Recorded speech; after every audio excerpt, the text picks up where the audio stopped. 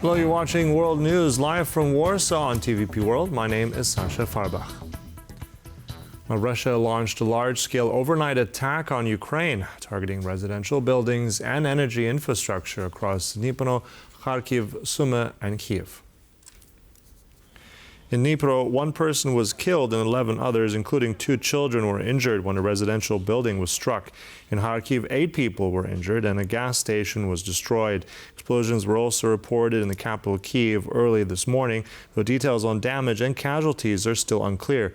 The Ukrainian Ministry of Energy said the coordinated missile and drone strikes caused emergency power outages in several regions, affecting critical energy infrastructure.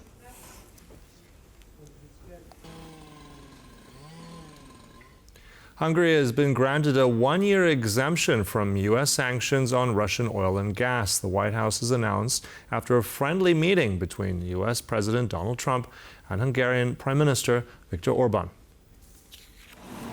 In October, Donald Trump imposed sanctions on Russian oil giants Lukoil and Rosneft to pressure an end to the war in Ukraine. Now, Hungary's Prime Minister Viktor Orban has secured an exemption for his country, citing its heavy dependence on Russian energy. Hungary imports 74% of its gas and 86% of its oil from Russia, and with no access to ports, a full cutoff would hit hard, according to the Hungarian Prime Minister. In addition to the exemption, Hungary sealed a $600 million deal to buy American liquefied natural gas, easing the transition away from Moscow's energy supplies. Ukrainian President Volodymyr Zelenskyy stated on Friday that he could not endorse fruitless meetings about Ukraine without Ukraine. The comment was made in reference to recent reports about Hungarian Prime Minister Viktor Orbán's efforts to host President Trump and President Putin for peace talks. Orban wants to bring Trump to Hungary for a meeting with Putin.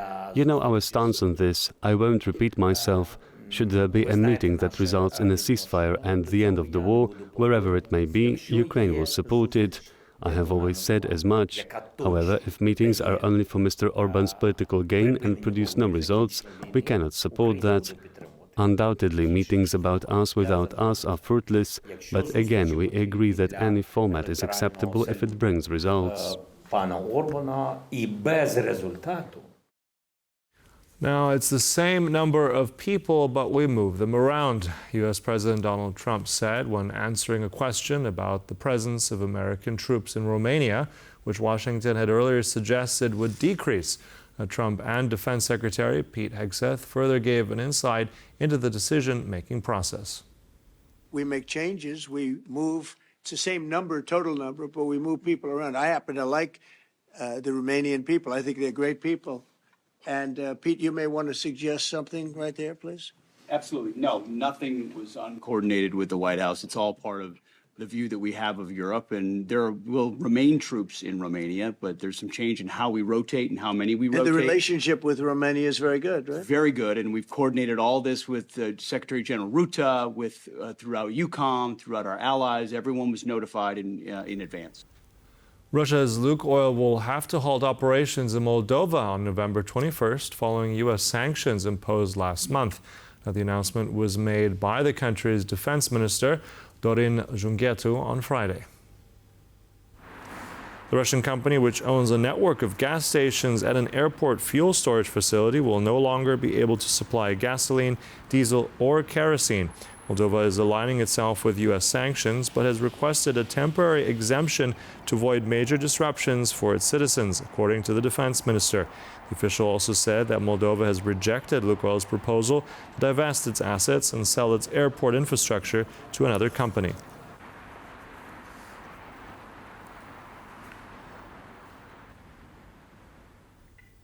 Now, in January, Poland will become the only coal producer in the EU. That's because the Czech Republic is closing its last remaining coal mine. Now, experts point out that Prague's decision will only result in the country buying fossil fuel elsewhere, and most likely from its northern neighbor. The Czech Republic is phasing out coal, planning to close its last operating mine by early next year. On January 31st, 2026, the last wagon of coal will leave the Czech Republic's SM mine near the country's border with Poland after 250 years of operations. Due to its proximity to the border, the mine employs many Polish workers who could now lose their jobs. What am I supposed to say? The government, the Czech authorities made this decision. What can we do? I've been working here since 2001. Some were highly critical of the Czech government's decision. I think they're shooting themselves in the foot, just like in Slovakia. It's their last mine. There is nothing left in the country. Where are they going to buy coal now? Surely it's needed. With its ample coal production and close proximity to the Czech Republic, Poland could fill this void. Czech Republic already now has been a big importer of coal from Poland. So if we are without coal, maybe Poland will be the country that we will use as a supplier of the lost production. With its extensive coal industry centered in the southern region of Silesia, Poland produces 98% of the EU's hard coal, with the Czech Republic making up the remaining 2%. The latter's full phase-out of coal will make Poland the only EU member state to still mine the resource, at least in its hard black form. Unlike in its southwestern neighbor, Poland's coal industry is still heavily subsidized by the government, and the country has no plans as of yet for a full phase-out. State support has increasingly propped up the industry in recent years as coal production and profitability have fallen. Employment in the industry is also trending lower. While Poland has long been one of Europe's most coal-dependent countries, that is steadily changing. Coal's share of electricity generation fell below 50% for the first time on record in April, according to monthly data tracked by clean energy think tank Forum Energii. And renewable share, which includes solar and wind power, briefly surpassed that of coal earlier this summer. For decades, coal has been king in Poland, but with neighboring countries phasing it out and the clean energy transition firmly underway, that may not be the case for much longer. Maciej Wilowski for TVP World. The Polish parliament has stripped former Justice Minister Zbigniew Ziobro of his legal immunity. Lawmakers voted in favor of indicting him on account of 26 criminal charges. The Polish parliament has also approved a request from prosecutors to place the former Justice Minister in pre-trial detention. Zbigniew Ziobro, Poland's powerful Minister of Justice in the previous Law and Justice Party's government, who once vowed that no one was above the law, now faces 26 criminal charges of his own, including leading an organized criminal group, a count that carries a maximum sentence of up to 25 years in prison.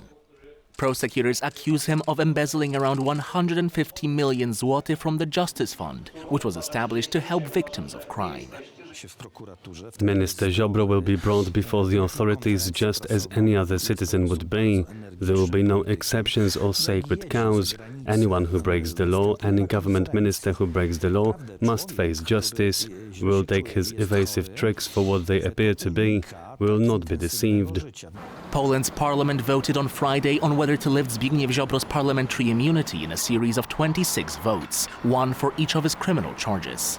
All 26 voting rounds were concluded in favor of lifting his immunity. In accordance with the recommendation of the Rules and Deputies Affairs Committee, the parliament also voted in favor of putting Ziobro in pre-trial detention. There is no democracy without the ability to hold those in power accountable when it is seen, like through a focused lens, just how much evil they have done. The misuse of money extended beyond grants and equipment for NGOs, conservative media outlets, and parish charities in districts that were key to the then-ruling Law and Justice Party. In 2017, around 5.7 million euros from the Justice Fund were secretly diverted to buy the Pegasus spyware system for Poland's Central Anti-Corruption Bureau, which was later used to monitor the activities of, among others, the Polish opposition. Both the Internal Security Agency and the National Police warned that such a purchase could breach Polish law, but Ziobro and his deputies approved it anyway. According to former Minister of Justice Adam Bodnar, as many as 578 individuals may have been monitored. Experts say Zbigniew Ziobro, who is currently outside of Poland, could appeal to Hungarian Prime Minister Viktor Orbán for political asylum, just like his former deputy. being in Budapest is highly significant because just under a year ago, his deputy, the junior minister in the Justice Ministry, a man called Marcin Romanowski, had similar charges levelled against him, very, very similar charges connected to the same case of participating in an organised crime group, not leading it and running it, but participating in very serious charges. Ziobro rejects all the charges, saying they're Prime Minister Donald Tusk's revenge and claims the persecution is politically motivated.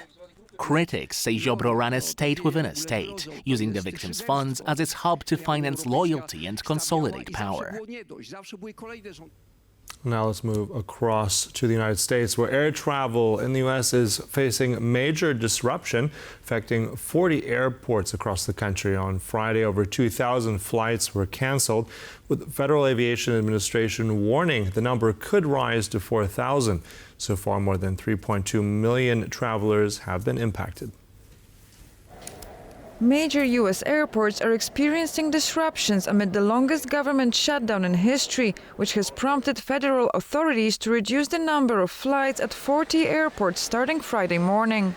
Travelers are facing delays, cancellations and long lines due to staff shortages. I travel a lot for work, and so I'm really concerned about that and getting to where I need to be for business purposes, right? This really can affect businesses. It's not just personal travel. Thousands of air traffic controllers and airport security personnel have gone without pay for weeks. As they are deemed essential workers and required to report for duty, many have been calling in sick in increasing numbers. Starting on Friday, U.S. flight operations have been reduced by 4%, with further cuts expected over the weekend, reaching 10% by next week. International flights are not affected. UN Secretary General Antonio Guterres welcomed world leaders to the COP30 summit with rather harsh words, accusing them of insufficient courage in tackling climate change. The conference officially kicks off on Monday. Antonio Guterres, the Secretary General of the United Nations, delivered a stark warning. No one can bargain with physics, but we can choose to lead or be led to ruin. World officials arrived all smiles to the COP30 Leaders Summit in Brazil, but Guterres quickly wiped the smiles off their faces, accusing them of lacking the courage to tackle corporations which continue to make record profits from climate devastation. What is still missing is political courage. Fossil fuels still command vast subsidies, taxpayers' money.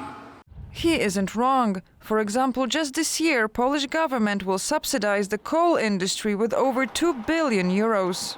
Even if you don't care about what Bill Gates or Guterres say, the reality is that in Poland we have to go for energy transition.